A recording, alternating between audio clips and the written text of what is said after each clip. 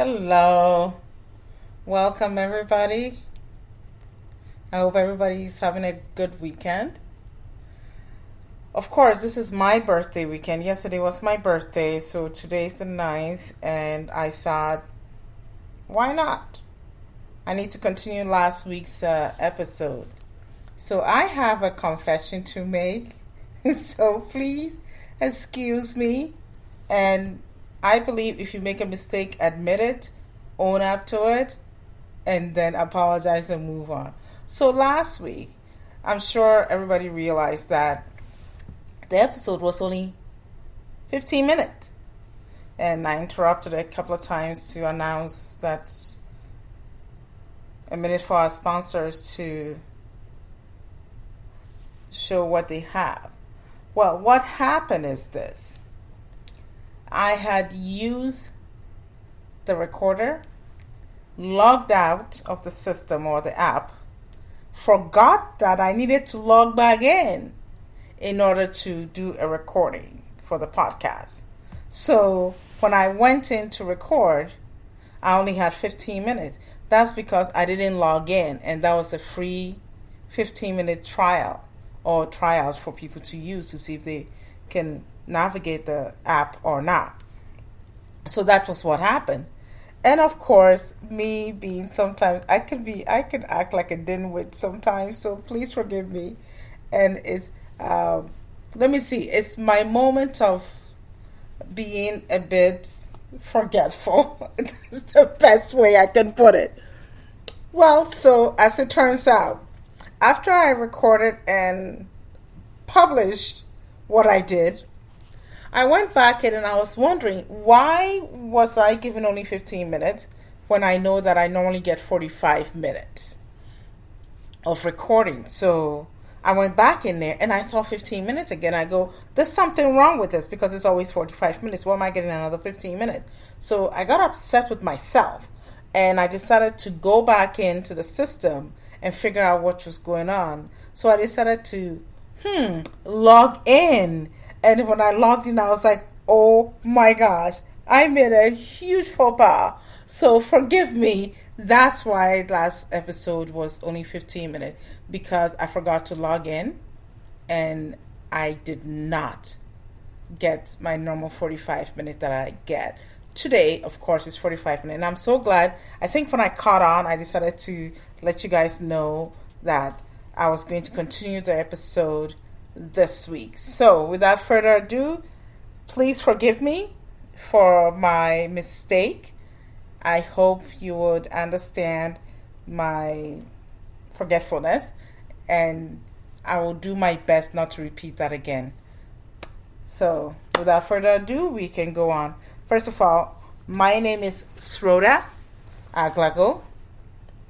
Now, normally my day job, I do therapy, counseling, and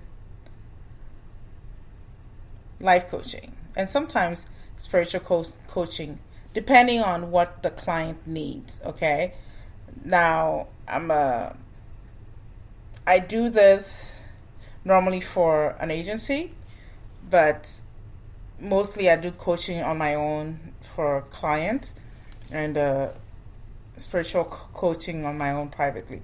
However, I chose this position or this job or this calling because I felt compelled and called to do this job.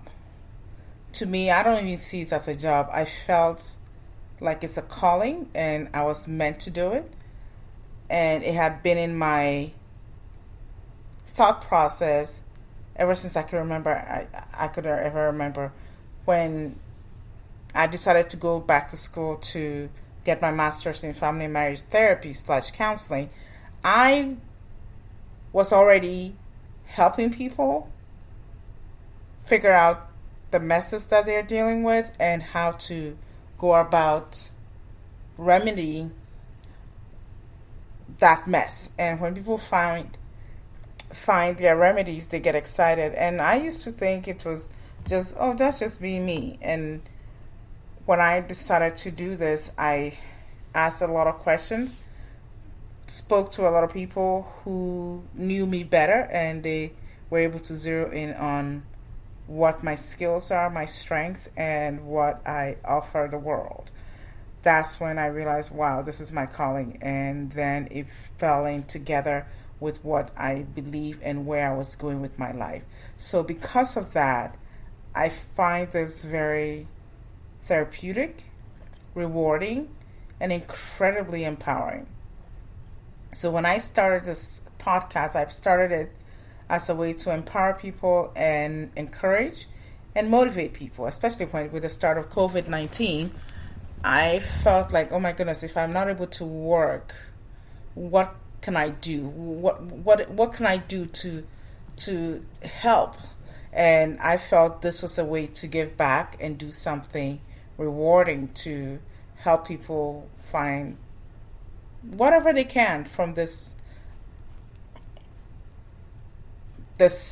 thing, whatever we can call it, and whatever they can take from it, learn from it.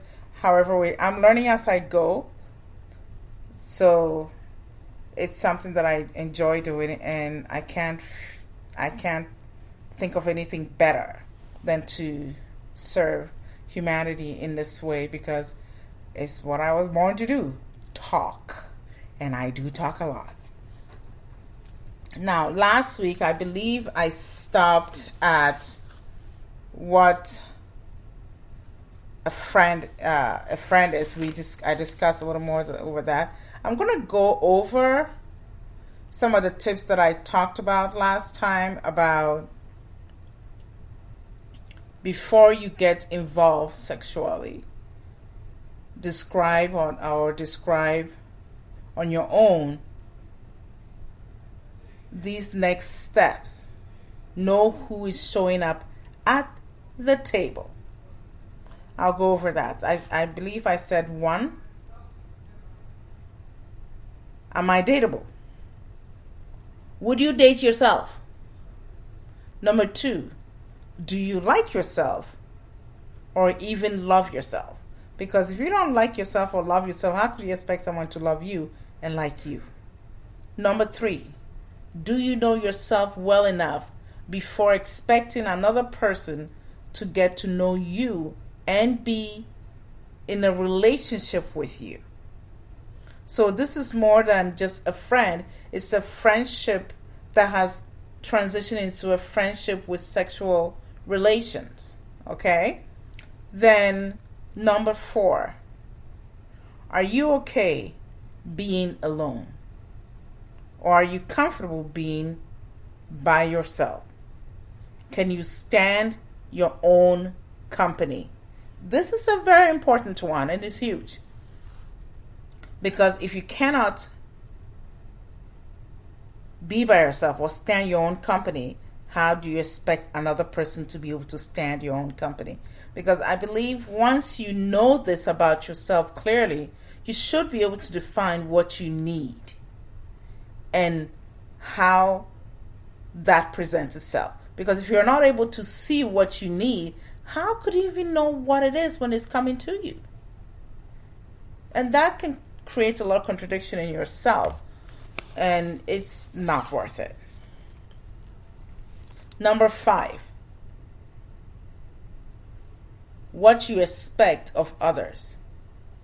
You must first expect to do the same thing for yourself and others. Because if you're not able to do it to yourself or give it to yourself, how are you expecting somebody to give it to you? That one I really don't understand.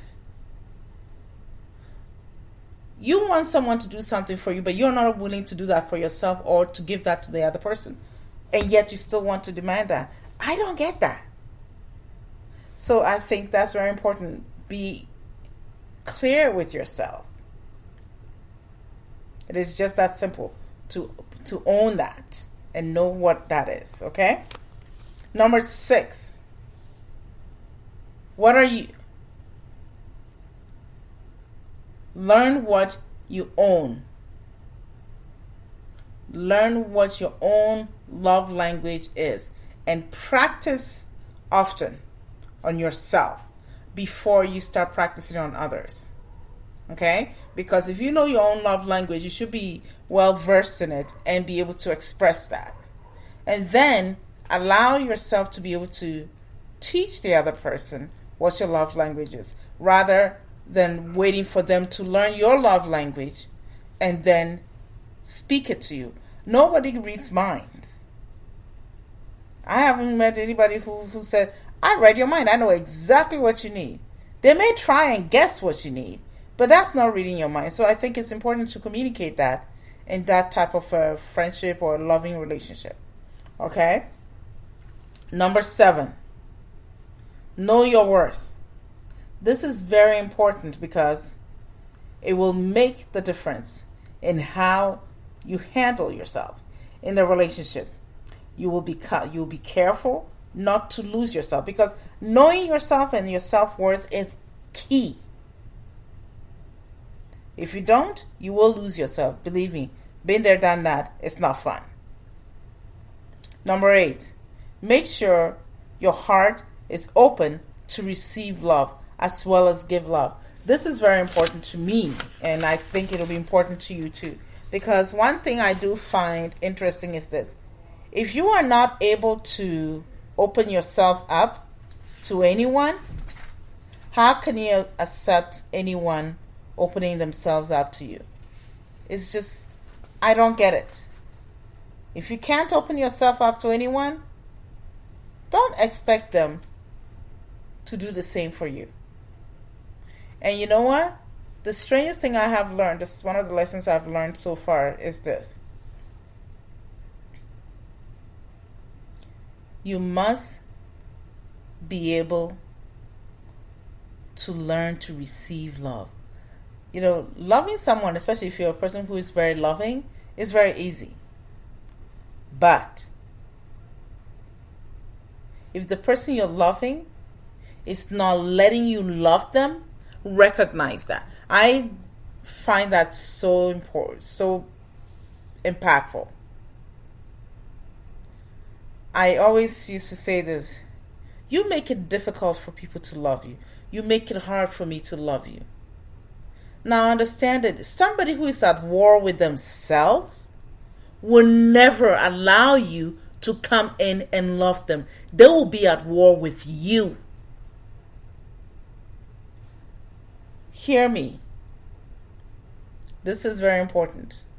Someone who is at war with themselves, they will find it difficult to allow you to love them because they will be at war with you. You come with love and they'll be at war with you. They can't recognize love. They can't receive love. And believe me, people who can't receive love will hurt you. Sometimes it's not because they're doing it intentionally. Sometimes they don't even realize they're doing it. They don't have it in them. So when they even see it or hear it, they sometimes will fight you for it. They'll fight you about it. And you have to literally explain yourself to that person and say, hey, I'm not fighting you, I'm just trying to love you. And it is such an important tool to learn that you are not at war just to love someone. Anyway, a word from our sponsors.